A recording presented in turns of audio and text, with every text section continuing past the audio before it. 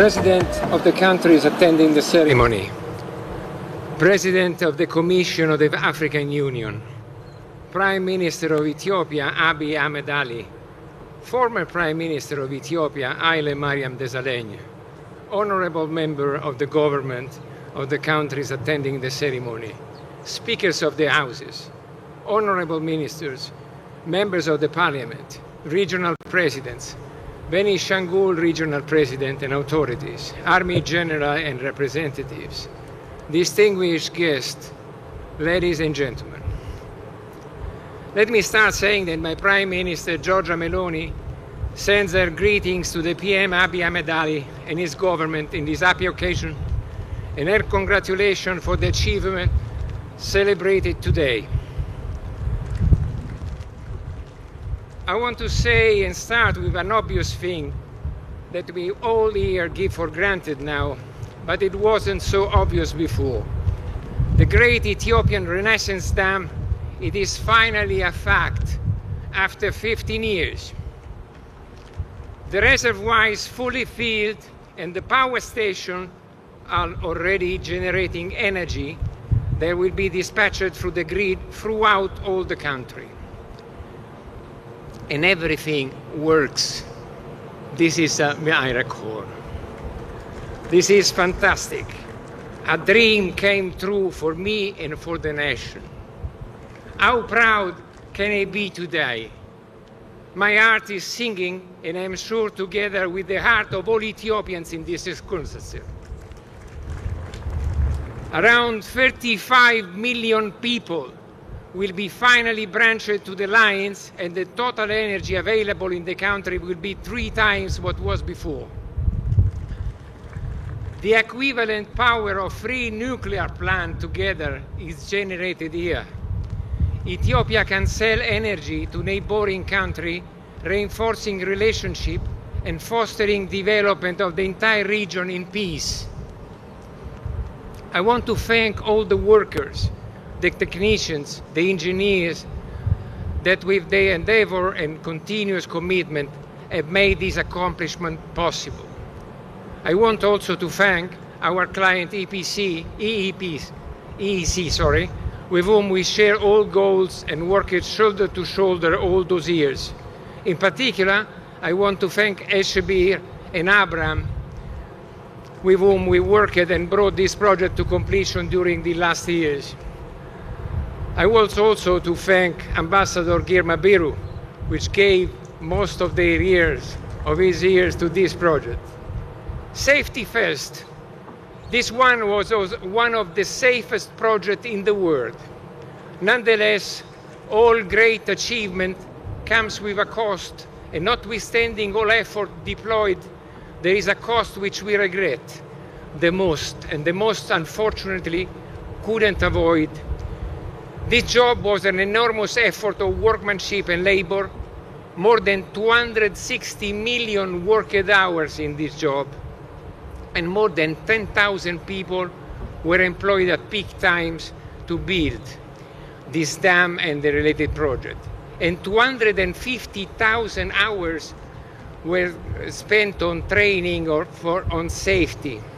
But all the same, we still had victims. In these 15 years, 33 workers lost their life in road accidents and other issues. I bend my head with respect and say a prayer for the people that gave their life for this achievement and for their families. Their memories will not be lost. Capacity building was achieved in this project. 25,000 young technicians, skilled workers and engineers have been training on the job. This is a very important result. A very scarce resource was obtained as a side result. They can give an essential contribution for the future of this country. I started with an obvious consideration, but it was not obvious at all when we started this journey. I was working with, at the time, PM Meles Zenawi, visiting the Beles project which was under construction. We were near the Little Abbey and he told me, I have a dream for this country. Energy independence and abundance. Can you design a project on the Abbey? I want a mega project, at least 6,000 megawatts is stated. Do it quickly. A year after, he passed away. Then another prime minister came, was the Honorable Haile Mariam Desalegn. He had to make difficult and tough choices, successful choice as we see today. Then another PM, Abiy Ahmed Ali, took the situation in his hands, facing all the difficulties on earth, and here we are. Character of Ethiopians is tempered by difficulties and challenges. Think at the Ethiopian runners who trained themselves at 2,000 meters over the sea level to win. No one wanted this country to build this project. No one wanted to finance it. Many political issues, too many problems, and no easy solutions. But the Ethiopians are not afraid of difficulties.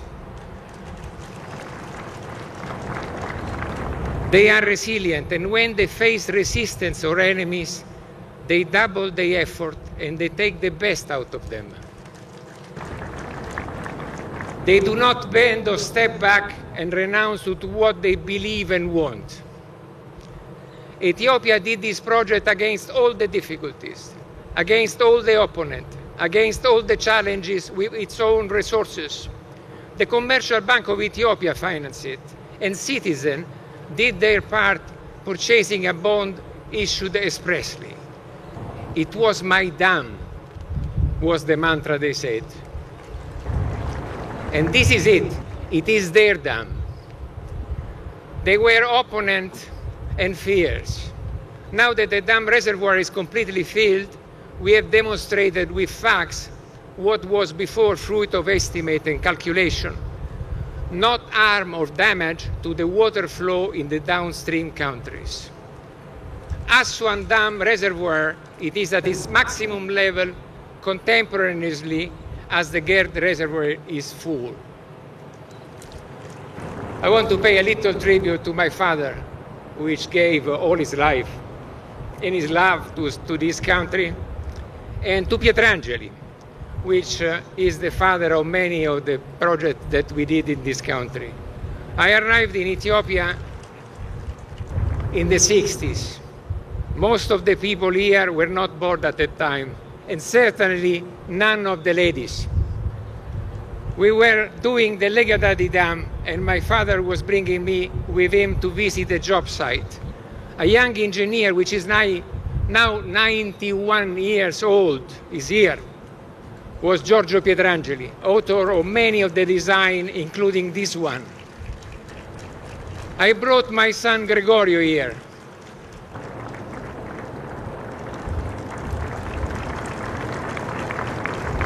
Bravo, Giorgio.